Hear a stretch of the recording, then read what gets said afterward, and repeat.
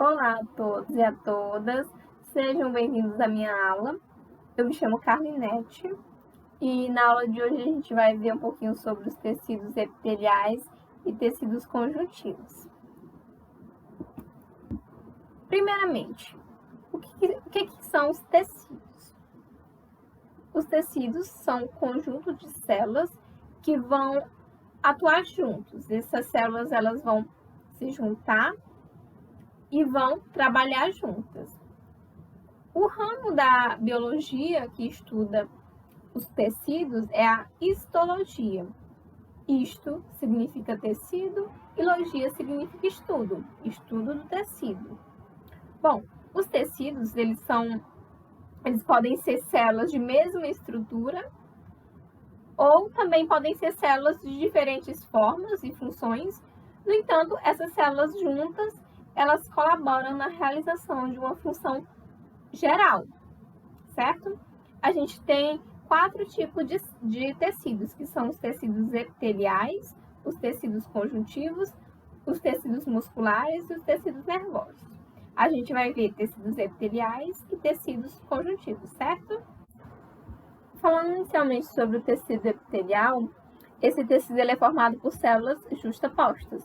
Isso quer dizer que essas células elas estão ali grudadinhas umas com as outras, elas são ligadinhas, tá? O tecido epitelial ele vai apresentar uma pequena quantidade de matriz extracelular. O que é a matriz extracelular? É uma rede, né, de proteínas e cadeias polissacarídeos que são secretados pela célula. Os tecidos epiteliais eles podem ser originados de um dos 3 folhetos embrionários, como por exemplo, da ectoderme pode originar a epiderme e os epitélios do nariz, por exemplo. Da mesoderme pode originar o endotélio e o epitélio que reveste os vasos sanguíneos. Da endoderme pode se originar, por exemplo, os epitélios que revestem o tubo digestório e a árvore respiratória. Todos os epitélios eles encontram assentados sobre o tecido conjuntivo. Então, entre o tecido conjuntivo e as células epiteliais, existe uma estrutura que a gente chama de membrana basal. A membrana basal ela vai ser rica em colágeno e fibras reticulares. A membrana basal ela vai servir como uma estrutura de suporte do epitélio. Isso vai fazer com que ele se fixe no tecido conjuntivo, tá? Esse tecido, as células epiteliais, elas não apresentam não há vasos sanguíneos nos tecidos epiteliais, portanto, o gás oxigênio e os nutrientes eles chegam às células desse tecido por meio da difusão. As células epiteliais, elas apresentam 2 polos, que vai ser um voltado para uma superfície livre, que é o polo apical. Vocês podem ver aqui na imagem, esse polo aqui é o polo apical. E o outro voltado para tecido conjuntivo, que é o polo basal, tá? Bom, o tecido epitelial ele possui diversas funções, como por exemplo de proteção lá no esôfago, como de secreção no estômago, como de filtragem nos rins, troca de substância nos capilares, proteção da nossa pele, absorção lá no intestino, tá? Inclusive, essas células apicais, elas possuem o que a gente chama de microvilosidades. Elas vão ajudar na absorção dos nutrientes lá no intestino. A troca de gases lá no pulmão, o movimento lá na traqueia e, como por exemplo, a sensação que a gente sente nas nossas narinas. Quanto à classificação dos tecidos epiteliais, ele pode ser classificado em 2 tipos principais: o epitélio de revestimento e o epitélio glandular. Dentro do tecido epitelial de revestimento, a gente tem outra classificação, tá? O tecido epitelial de revestimento, ele vai Essas células elas formam camadas que revestirão tanto a superfície do corpo como órgãos e a cavidade interna. O tecido epitelial de revestimento ele pode ser classificado de acordo com a quantidade de células e a forma dessas células, tá? De acordo com o número de células, ele pode ser simples, onde vai ser constituído por uma camada de célula. Aqui, ó, o epitélio simples, ele vai ter somente essa camada aqui de células, tá? O estratificado, que vai ser constituído por mais de uma camada de célula. Nesse exemplo aqui, a gente tem duas camadas de células, aqui uma em cima e outra aqui embaixo. Esse é o epitélio estratificado. E também tem o pseudoestratificado, que ele vai ser constituído por uma única camada de células de diferentes alturas. Ó, vocês podem ver aqui. Tem essa aqui é só uma camada de célula, mas elas estão em alturas diferentes. Tem uma aqui embaixo, outra aqui em cima, outra mais em cima. E o núcleo dessas células, elas vão estar ocupando diferentes posições. O fato do núcleo ocupar diferentes posições da célula faz com que esse tecido, ele aparentemente, ele pareça ser constituído por mais de uma camada de célula, mas isso não é verdade, tá? Quando falar de pseudo, sempre vai ser falso. Então, o pseudoestratificado, ele não possui mais de uma camada, ele possui somente uma, e essas células, elas são aqui em diferentes posições, tá? E também, os tecidos epiteliais de revestimentos, eles podem ser classificados quanto à forma dessas células. A gente tem o pavimentoso, onde as células elas apresentam a sua largura e comprimento maiores que a altura. Vejam aqui, ó, no pavimentoso, que a largura, né, e o comprimento vão ser maiores que a própria altura do que a própria altura, tá, gente? Dessas células. O cúbico, as células, elas apresentam a sua largura, o comprimento e a altura com as mesmas dimensões, como esse exemplo aqui, tá? E o prismático, que pode se chamar também de colunar ou de cilíndrico. As células elas vão apresentar a sua altura maior que a largura e do que o comprimento. Vejam esse exemplo aqui, tá? Bom, o tecido epitelial ele também pode ser classificado como tecido epitelial glandular. As células do tecido epitelial glandular, elas são especializadas na secreção de substâncias. Essas células secretoras, elas podem ser encontradas em epitélios de revestimento, que são chamados aí de glândulas unicelulares, ou podem também se proliferar e invadir o tecido conjuntivo e depois se diferenciar, formando aí as glândulas pluricelulares, que são conhecidas apenas por glândulas. As glândulas elas podem ser classificadas em glândulas exócrinas, endócrinas e mistas. As glândulas exócrinas, ela mantém-se conectada ao epitélio, né? Epitélio, que é o tecido epitelial, formando aí um ducto, e esse ducto ele vai, olha, vejam aqui na imagem, esse ducto ele vai secretar substância para fora do nosso corpo, como por exemplo as glândulas mamárias e salivares, tá? Temos então a glândula endócrina, que diferente da exócrina, ela não possui conexão com epitélio. Ela vai lançar essas suas secreções na corrente sanguínea, como é o exemplo aí da tireoide, que vai lançar os hormônios através da corrente sanguínea. Temos também a glândula mista, que são alguns órgãos que lançam suas secreções tanto na corrente sanguínea como em cavidades abertas. As glândulas mistas, elas podem apresentar células que exercem tanto a função endócrina quanto a exócrina, ou células diferenciadas para as duas funções. Um exemplo de glândula mista é o pâncreas, vejam aqui. Esse daqui é o pâncreas. O pâncreas, na sua parte endócrina, ele secreta os hormônios insulina e glucagon e lança esses hormônios na corrente sanguínea.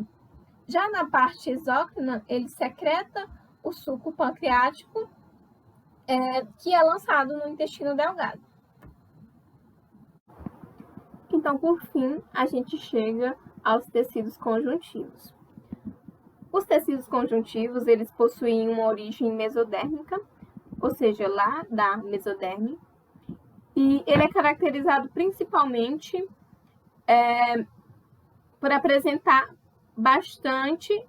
células bastante diversificadas, tanto em questão de origem dessas células, como também de função. Essas células elas vão se encontrar dispersas em uma abundante matriz extracelular, e a composição dessa matriz extracelular ela vai variar dependendo do tipo de célula, né? Dependendo do tipo de célula que vai estar ali presente no tecido conjuntivo. A função do tecido conjuntivo são variadas. Vai desde sustentação, de preenchimento entre os tecidos, de elasticidade, de proteção contra impactos, armazenamento pode ser de gordura ou pode ser de íons também, defesa do organismo e também transporte de gases e nutrientes. Então vejam que o tecido conjuntivo, a sua função ela vai variar muito de acordo com o tipo de célula. A classificação dos tecidos conjuntivos ela vai ser feita de acordo com o material e o tipo de células que compõem esse tecido. A matriz extracelular, né, que é aquela substância que tem entre as células, ela tem uma consistência variável. Ela pode ser, por exemplo, gelatinosa, que é o caso do tecido conjuntivo frouxo e denso, líquida, que é o caso dos tecidos sanguíneos, flexível, que é os tecidos cartilaginosos, ou rígidos, que é o caso dos tecidos ósseos. Dessa maneira, a gente pode dividir o tecido conjuntivo em tecido conjuntivo propriamente dito, que é o que a gente vai ver agora, e os tecidos conjuntivos de propriedades especiais, que são o tecido adiposo, o tecido cartilaginoso, tecido ósseo e o tecido sanguíneo. Falando um pouquinho sobre os tecidos conjuntivos propriamente ditos, ele é um típico tecido de ligação. Ele vai atuar na sustentação e no preenchimento dos tecidos. E dessa forma, vai contribuir para que eles fiquem juntos e também vai estruturar os órgãos. A matriz extracelular do tecido conjuntivo, ela vai estar em bastante abundância e vai ser composta por uma parte cartilaginosa, que vai ser os polissacarídeos, e hialuronato, e também 3 tipos de fibras proteicas, que vai ser aí os colágenos, as elásticas e as reticulares. Lembrando que essas fibras proteicas elas vão promover uma maior elasticidade e resistência desses tecidos. Dentro do tecido conjuntivo propriamente dito, a gente ainda tem 2 subtipos, que vão ser classificados de acordo com a quantidade de matriz presente. Esses tecidos são o tecido conjuntivo frouxo e o tecido conjuntivo denso. O tecido conjuntivo frouxo, as fibras desse tecido, da matriz extracelular dessas células, elas são dispostas frouxamente, o que vai conferir a esse tecido uma maior flexibilidade. No entanto, ele vai fazer com que ele seja pouco resistente a pressões mecânicas. As células mais numerosas são os fibroblastos e os macrófagos. No entanto, todos os outros tipos celulares do tecido conjuntivo também vão estar ali presentes. Além também de fibras do sistema colágeno, elástico e reticular. Ele vai ser o tecido conjuntivo frouxo, ele vai ser constituído de pouca matriz extracelular, como eu falei para vocês, e com muitas células e poucas fibras. É encontrado por todo o corpo, envolvendo órgãos, e além disso ele serve de passagem a vasos sanguíneos, sendo assim importante na nutrição dos tecidos. Dentre suas funções, podemos destacar ali a ligação do epitélio, do tecido anterior, né, tecido epitelial, aos tecidos adjacentes. E também o preenchimento dos espaços entre os órgãos e os tecidos. Esse tipo de tecido, ele faz parte da estrutura de diversos órgãos. E por isso ele tem grande importância no isolamento de infecções e também está intimamente ligado ao processo de cicatrização. Vejam que o tecido conjuntivo frouxo, ele fica ali abaixo da epiderme. O outro subgrupo dentro do tecido conjuntivo propriamente dito é o tecido conjuntivo denso. O tecido conjuntivo denso possui sua constituição semelhante ao tecido conjuntivo frouxo, que a gente acabou de ver. No entanto, ele vai apresentar uma maior concentração de fibras colágenas. Isso vai fazer com que esse tecido se torne menos flexível. Esse tecido ele pode ainda ser dividido em modelado, na qual as fibras colágenas elas vão estar dispostas paralelamente ao fibroblasto, e não modelado, quando as fibras elas não apresentam uma distribuição ordenada, tá? Suas funções é a sustentação e a resistência à tração. Nesse tecido há poucas células presentes e entre elas a gente tem os fibroblastos. É encontrado abaixo do epitélio, na derme, e vai conferir resistência às pressões mecânicas graças às suas muitas fibras que eu falei para vocês. E ele também é encontrado nos tendões. Seguindo a classificação dos tecidos conjuntivos, a gente chega aos tecidos conjuntivos especiais. Os tecidos conjuntivos especiais, eles se subdividem em tecido conjuntivo adiposo, tecido conjuntivo cartilaginoso, tecido conjuntivo ósseo e o tecido conjuntivo sanguíneo. O tecido conjuntivo adiposo é o primeiro tipo de tecido conjuntivo especial, né? E ele se caracteriza principalmente pelo armazenamento de gordura em células especializadas. Essas células, elas são chamadas de adipócitos. O tecido conjuntivo, ele vai apresentar pouca matriz extracelular. Ele apresenta uma grande importância, uma vez que essa camada de gordura ela vai ser responsável, entre outras funções, por garantir o isolamento térmico e também é uma importante fonte de energia. Os adipócitos, que eu falei para vocês, que são as células especializadas do tecido conjuntivo adiposo, são células que, como outras células eucariontes, vão apresentar membrana plasmática, núcleo e organelas membranosas. No entanto, a característica mais marcante delas é a presença de gordura no citoplasma. Isso, muitas vezes, essa gordura, muitas vezes, ela ocupa praticamente toda essa região e acaba movendo o núcleo da célula para um local mais periférico. Vejam aqui na imagem, ó. Tudo isso aqui é gordura e o núcleo da célula acaba indo aqui, ó, para essa região aqui mais periférica.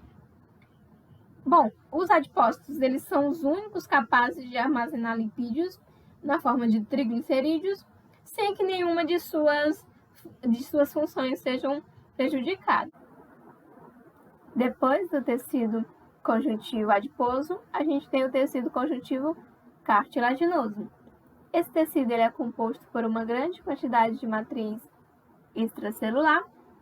No entanto, essa matriz extracelular ela vai ser mais rígida. Esse tecido ele desempenha a função de suporte de tecidos moles, reveste superfícies articulares, onde ele vai absorver choques e também facilitar o deslizamento dos ossos nas articulações. A cartilagem ela é essencial para a formação e crescimento do osso longo na vida intrauterina, bem como depois do nascimento. Nas cartilagens constituídas desse tecido, estão presentes os condrócitos, que são células que ficam alojadas dentro de lacunas na matriz extracurricular, extracelular.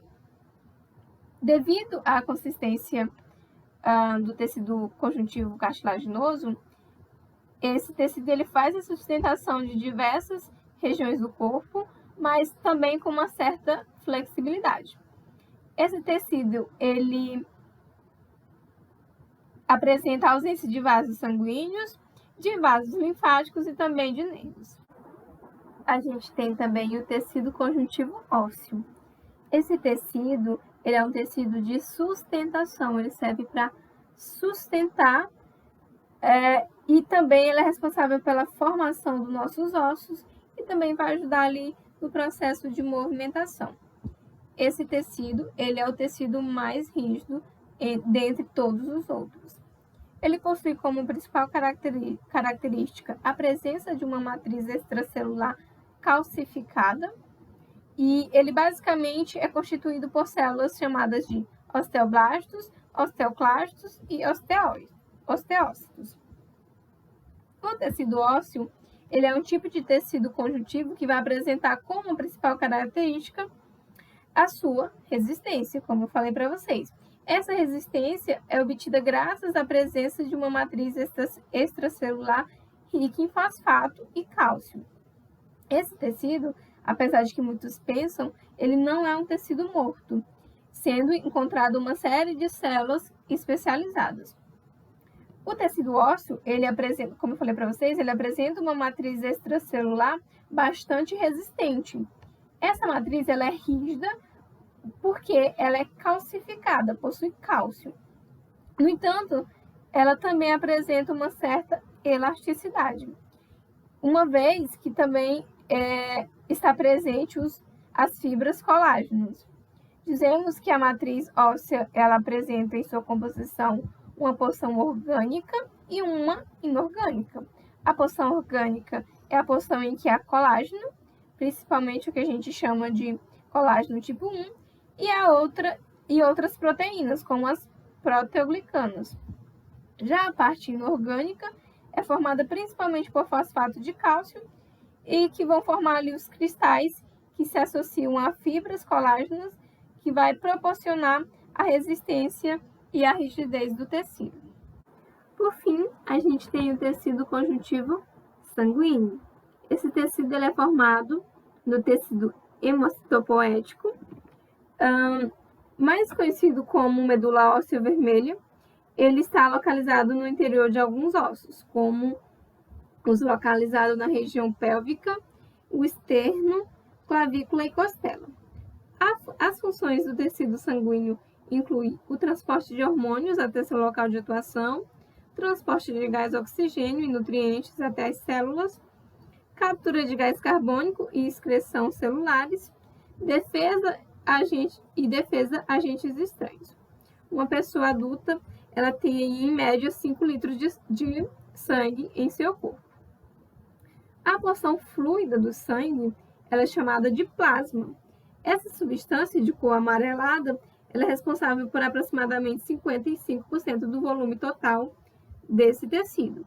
Ele é constituído predominantemente por água, cerca de 99%, havendo ali também substâncias que são transportadas pelo sangue, como os hormônios, nutrientes, gases e excretas, além também de sais minerais, proteínas e células sanguíneas. As principais proteínas são as albuminas, que são responsáveis pela pressão osmótica sanguínea e transporte de ácidos graxos.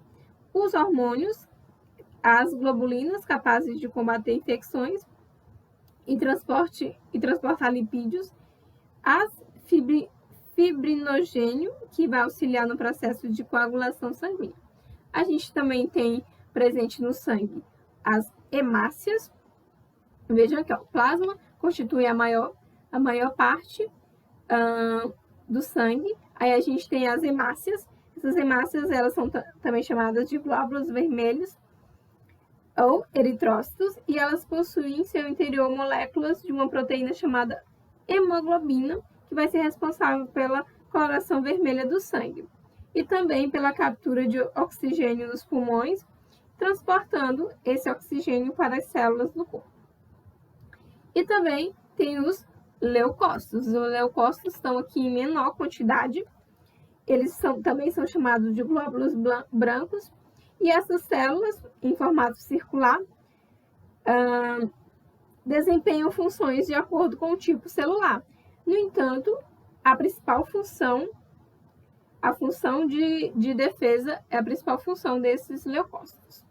Aí eles correspondem a pouco mais de 1% do volume total do sangue.